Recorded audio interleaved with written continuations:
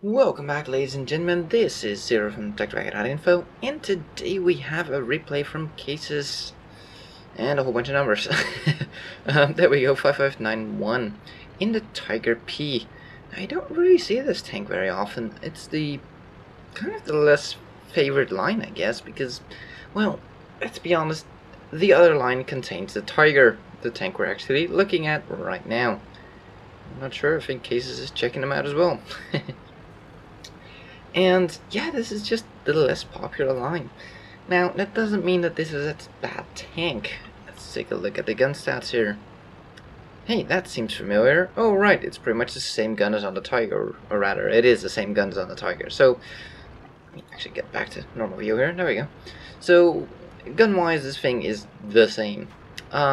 What is different? Well, this thing actually comes with a bit of armor, where the Tiger is actually pretty lackluster when it comes to armor. This thing has a decent amount, and holy crap, we're zooming in a lot. I'm not doing this. Don't get seasick, people. It's not me, it's Cases. His fault.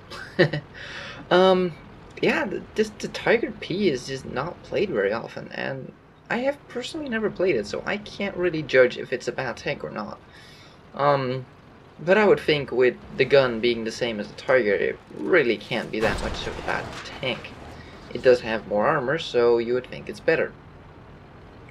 It does have some glaring weak spots, though. I think they took away those weak spots from the Ferdinand, but I'm pretty sure they're still on here. Those corner pieces, those slabs here right at the corner, that flat bit that we're looking at right now, not the turret, but the armor, that is the weak spot on them. So let's take a look at what Cases here can do with this thing. Somebody put a shot into the IS, and sadly we don't get to see him. Hoping we'd get a shot into him, but nope.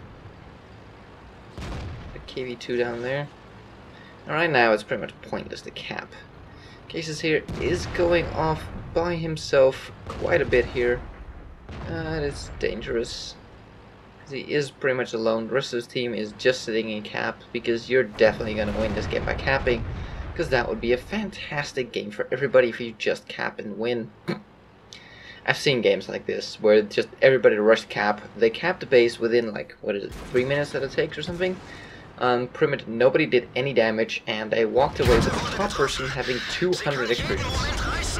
Yeah, GG for the fantastic game. Anywho, we just took a shot from the IS. He doesn't seem to have the top gun, though. He took like 200 damage. 250, 240 damage. Yeah, that's probably not the top gun on the IS then. Good to know. Could have had a shot at the VK there. Put a nice shot into his front there, and he gets finished off.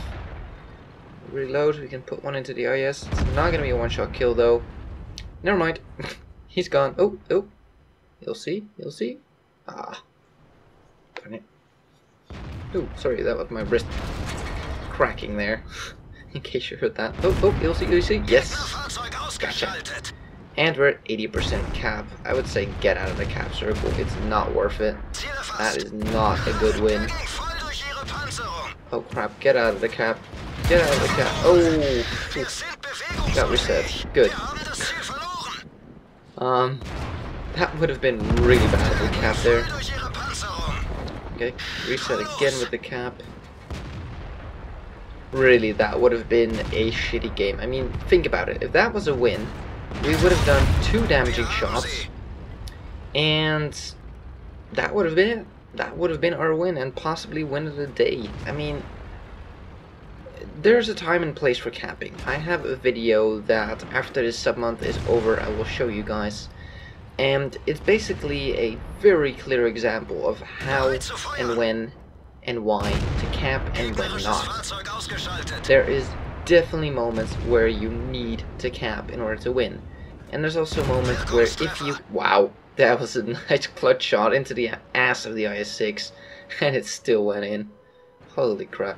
So we're doing run around the building right now, with the 2 enemy remaining tanks out here. Always fun. Yep, there he is. Put one to his front plate there. Switch over to premium rounds. It's not really necessary against the Tiger 2. I mean, in all honesty, Tiger 2 doesn't have any armor for all intents and purposes. I've never found mine to have armor and bounce a damn thing, so no. 200 penetration is more than enough to go through it.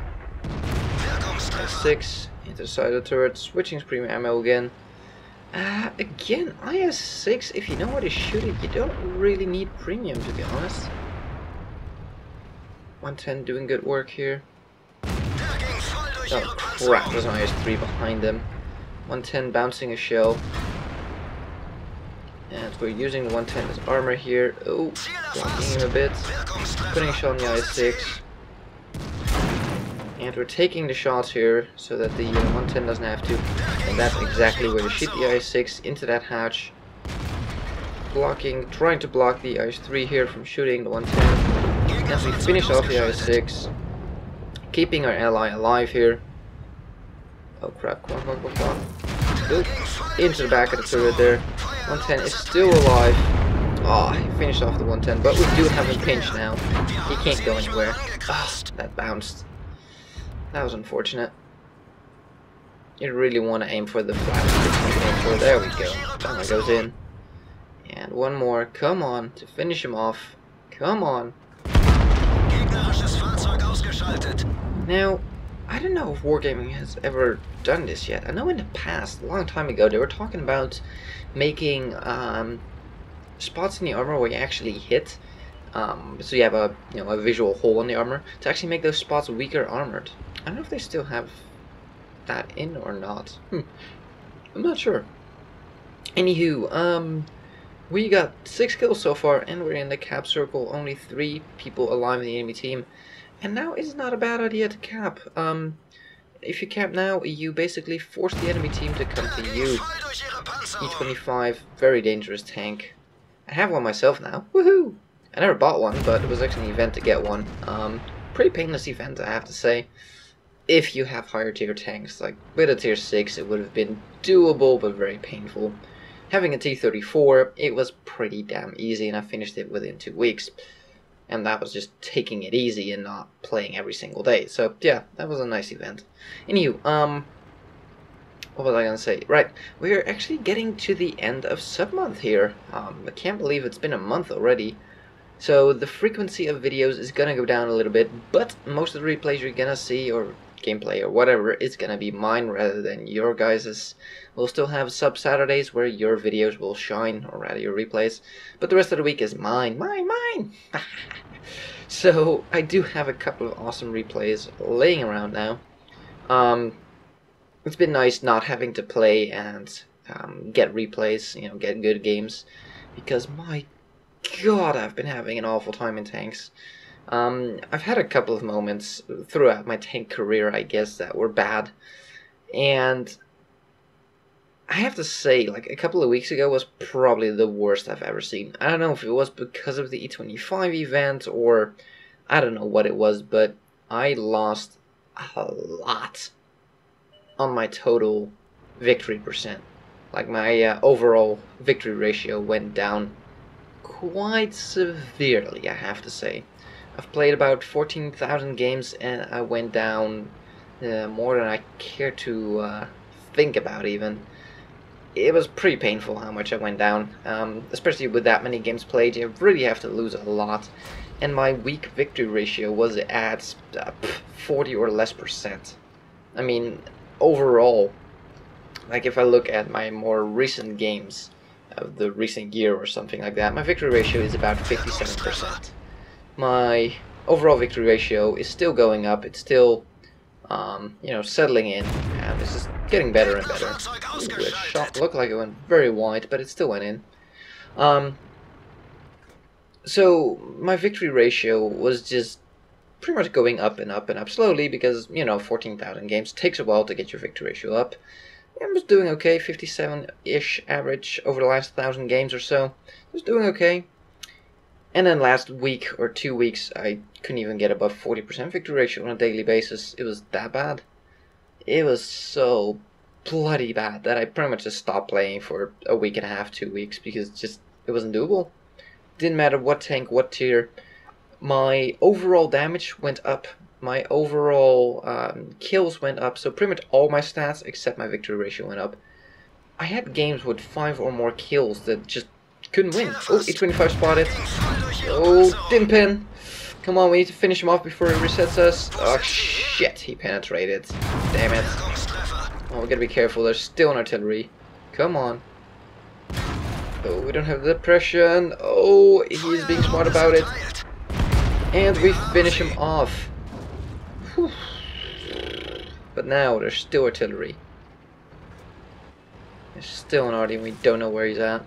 But it's a pretty safe bet that this is a safe area. Unless he went to our spawn, which wouldn't be a bad thing to do actually late game. Gets you a much better view of the cap circle. But yeah, capping with 2 people, it's gonna go a lot faster. So yeah, I've stopped playing tanks for like a week and a half, but I'm back. It's been much better. I've been getting decent games again and some good games, and yeah, I just don't know what it was, but it was pretty damn painful. So I'm just talking here to fill out the time. I'm actually thinking about just speeding this up a bit. Reloading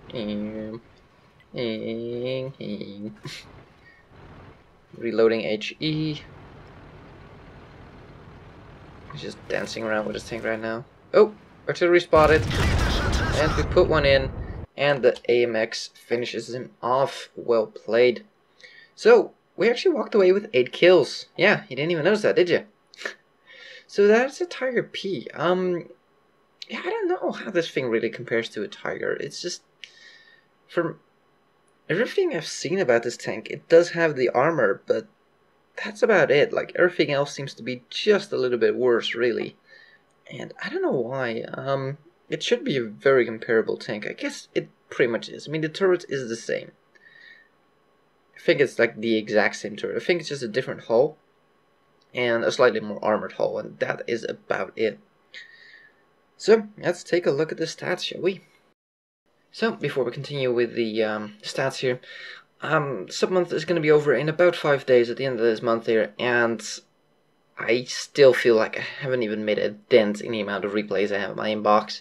It really doesn't feel like it went down at all, even though I've shown around 30 of them already, and there's still about 5 or so to come. There's so many in there, so yeah, I just can't show them all. I would have to open up a secondary channel and just show replays from you guys. Oh, I don't know, but sadly I don't have time to do that. This is, or was, still is, a pretty big impact on my schedule.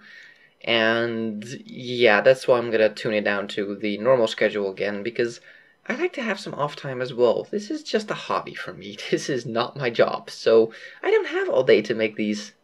Yeah, so anyways, let's get back to the stats here. Oh, one more thing. I do have a couple of things planned for episodes. Once we're done with sub-month, I have some of the tutorials planned and some of them pilot recordings already. I might redo them just to see if I can make them better. I have a sort of also in line of tutorial when to cap or not to cap video coming up. So there's still some good stuff coming here in the probably around next week-ish. Lots of reviews coming. Yeah, still good shit, so hang around if you enjoy the content. Anyways, let's get back to the stats here.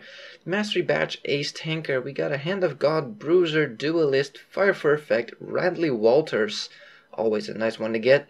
High Caliber, and of course a Top Gun. The only one I think we didn't kill was the artillery. The rest we killed everything we shot at. Holy crap. Take a look at team score here. 1798 base experience. Holy flippin' balls. We did 4.6k damage, which is double what the next person did, and that's not a bad game for an AMX AC on a city map. And we still did double. Tiger on a team, 1500 damage. Not terrible. So, enemy team didn't do too bad either. I mean, these are not bad stats, but just not enough. They didn't have a cases on their team. So, fire 26, hit 25, pen 24. We did fire a couple of premium rounds, and I don't really think they were necessary. IS-6, yeah, the thing is bouncy. I can somewhat understand it, but just shoot an IS-6 in the hatch there and you'll be fine. You should be able to pen him every time. So yeah, but still we managed to pen 24 out of 26, which is pretty damn good. 4.6k damage done, 500 from range, that's 2 shells, give or take. We took 10 hits to the face, 7 of it penetrated, 3 did not, so I guess the armor doesn't really hold up all that much. So I'm starting to wonder if the armor is not just a trade-off rather than a benefit. We'll take a look here at the end here at the comparison between Tiger and Tiger P. I want to know now. We shot 9 people, killed 8, 374 spotting damage.